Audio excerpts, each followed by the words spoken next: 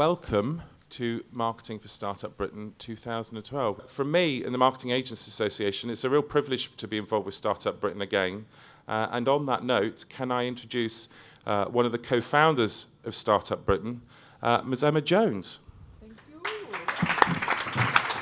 Absolutely delighted to be here. Scott mentioned this is the second year of Marketing for Startup Britain Week. Scott kind of said, you know, at the end of the first year, we didn't know if we'd do anything again in the second year round. But actually, I woke up this morning and thought, right, it's the second year of Marketing for Startup Britain Week. I think that makes Startup Britain feel very grown up all of a sudden. We've only been live for 15 months of a campaign, and this is the first thing we've done that's in its second year. So desperately excited in terms of how the week is going to pan out. Thank you to Scott and his great team at the MAA for making it work. And is Ian Milner still in the house? No, there's something troubling about the fact that the man who owns the building kind of came in and then left. Mr. Ian Milner, who runs Iris, is the chairman of the MAA and has also made it happen. So thanks also to Ian for his great efforts. So Scott wanted me just to talk for a little while about Startup Britain, what we've done over the past 12 months, what we've got coming up, and how you might want to get more involved, but critically, how we can help you as small businesses. So it has been a busy 12 months. We actually launched on March 28th, 2011, for those of you who followed us since the beginning of the campaign. But the 12 months that we've had, we've kind of done a lot of activity around sort of four key aspects really of activity. One being our website, which hopefully you've visited. It's now a thriving marketplace that extends offers. In fact, Giles from Royal Mail, where is he? Has just said to me that he's just sent an offer live today on the site of a Royal Mail product, which is 50% off until the end of the Olympics, which is fantastic. So lots of great offers on the website that you can access whether you're a startup or a growing business. We launched a couple of months ago something called Startup Spaces, which was very much influenced by Lord Young. So if you are a startup or a growing business, you can go and find workspace in your area. So whether that be permanent workspace or just virtual office space. So Startup Spaces is a new feature. We have an enterprise calendar that's got over 800 events that are happening up and down the UK that's on the site. We are launching later this week something called a Startup Tracker. And believe it or not, this is the first time in the UK that this will exist, but it will be a tracker on our site that shows every day how many small businesses have been formed. And you may know, and I'll talk about this in a minute actually, that the UK is experiencing record numbers of startups at the moment. So one of the reasons for the tracker is we think it will be a great resource for the media. So any journalists who want to see how many businesses have been formed on a given day can find out.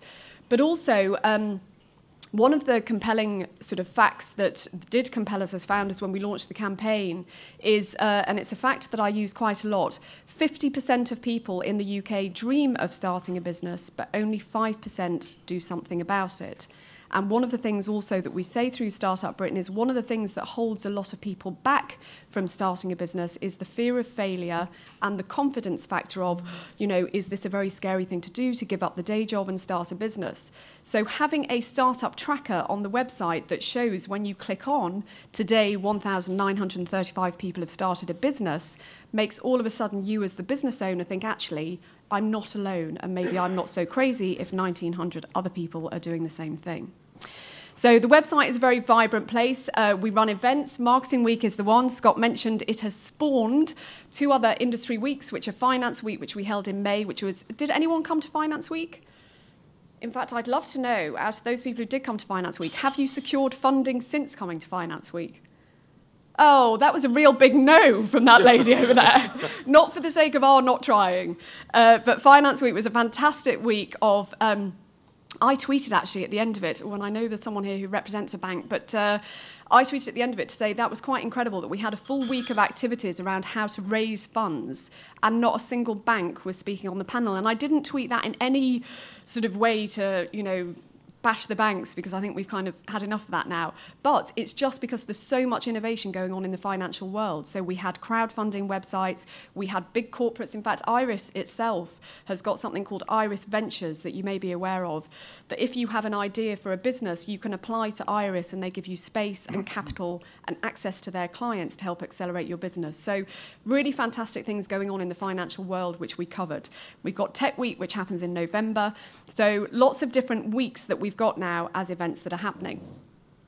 A third aspect of our activity has been what we call special projects, and the most recent one being, and I will not steal his thunder, but on 28th of May we worked with Lord Young to launch StartUp Loans, which for those of you who are under 25 in the audience, which looks as if there's lots of people under the age of 25, you can access up to £2,500 to get started in business with a startup loan. So we helped launch that. I hope Lord Young won't mind me saying that the Department for Business said that it was the most successful campaign launch ever in biz history because it was trending on Twitter and we had 1.5 million impressions on Facebook. So a fantastic kind of high impact launch event.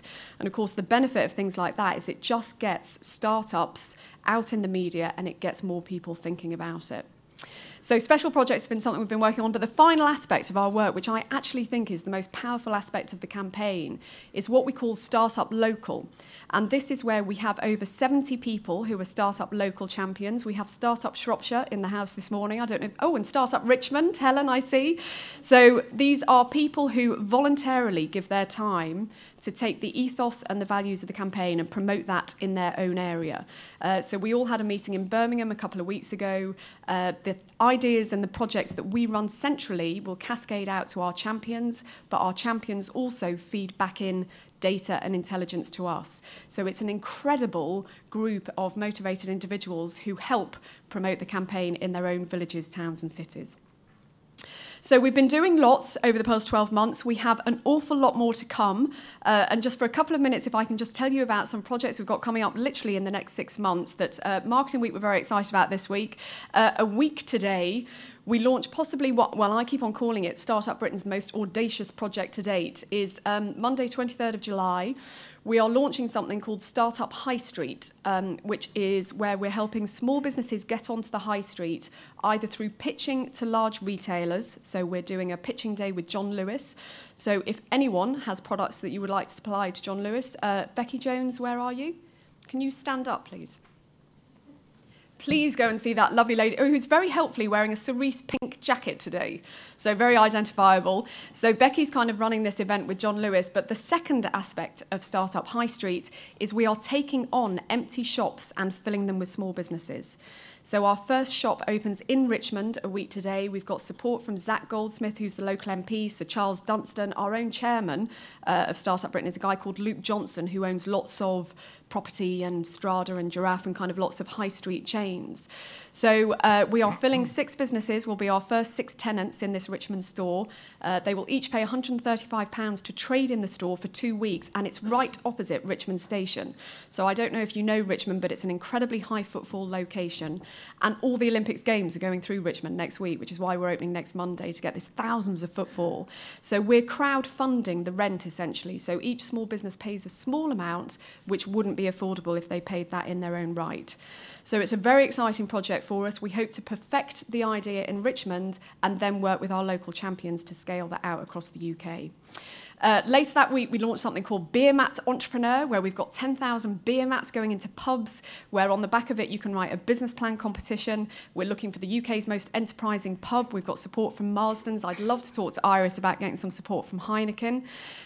We have then got in August, an event at City Hall where there's lots of activity going on during the Olympics called Trade Up Britain, which for anyone who is looking at international trade opportunities, and I was just speaking with a gentleman who's running a European project who said, right, come on, we should be saying good things about Europe at the moment in terms of trading into Europe.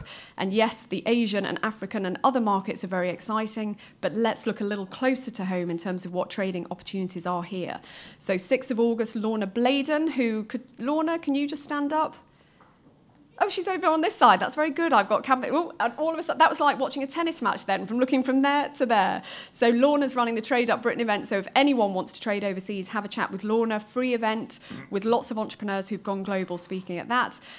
In September, we're at an event called Made Festival in Sheffield, which is all about enterprise. In October, we're taking our big bus around the UK again. We took it to 15 cities in 2011. This year, we're going to have the bus on the road for a month. So we're going to up to 50 further education colleges and universities. So with a real focus on young people this year. Young people will come on board, meet entrepreneurs, meet experts, hopefully apply for a startup loan. And it's just, if you saw the bus in 2011, it's very visual. So wherever it drives up and down the motorways, people will hopefully kind of look up and think, what on earth is all this about? Startup? Okay, that's what I'll do. I'll start a business. And then finally in November in Global Entrepreneurship Week, we are looking to do a one-day event that breaks the Guinness Book of Records on the number of startups formed in a single day. So that's something that we're kind of working towards to finish off the year. So huge amounts of activity going on to hopefully fulfill the vision of a gentleman called Steve Hilton, who worked with Lord Young to get the campaign going just over 15 months ago, which was to change attitudes towards enterprise in the UK, to have more people think that starting a business is the right thing to do. And we are seeing the results come through. So I mentioned this before, that literally the UK is seeing record numbers of people starting a business. So just under 500,000 new companies started in 2011, 4.5 million people self-employed now, 8 in 10 young people saying that they want to start a business at some point in their life. So this is fantastic, and the results are coming in. I always wish StartUp Britain could claim full credit for that. I don't think we can claim all the credit, but the things that we're doing are definitely having an impact in encouraging big companies to think about launching projects, but also just us getting into schools, colleges, on the high street to say to people, is this something that you've thought about doing? Finally, in terms of how you can get involved, of course, come to our events. So I think you've ticked that box by being here this morning. Do come and buy from our Richmond shop. But of course, if you also have products to sell yourself, you could be great tenants for future kind of startup high street projects. Think about becoming a startup local champion. So in every area, you know, there is a need to encourage more people to get started. If that's the kind of thing that you think you'd be interested in doing, you can apply via the website. Come and speak to any of us today about doing it. And the final, I guess, kind of call to action that I wanted to leave you with today is really just, you know, there's maybe kind of 150 people in this room, and I think we had over 300 registered, so I think more people will kind of filter through during the day, is can you just do one thing today that encourages one more person to get started in a business? So whether that be, I think we all know someone, whether it be a friend, a cousin, someone who's thinking of starting, can you send them a note? Can you give them a call? Drop them a line? Encourage them to come to an event? Encourage them just to look at the StartUp Britain site? Because if all of us did one thing just to help someone get started today, that's potentially 150 other businesses starting without too much effort involved from us. And startups take inspiration from existing small business owners. So you are the role models and the inspiration for the future generation of startups. So hopefully that gives a very brief run round of what StartUp Britain has been doing. As I say, we've got lots more lined up for this year. It's great to see your support. As I say, we couldn't do any of this without support also from organisations like MAA. So many thanks to Scott and Ian again for putting on this fantastic week. I'm going to the Pulse Group event tomorrow to kind of learn about how to make big noise on a small budget, I think it's called. So there's some fantastic events which I hope you make the most of throughout the week. But ladies and gentlemen, lovely to see you here. So thank you very much.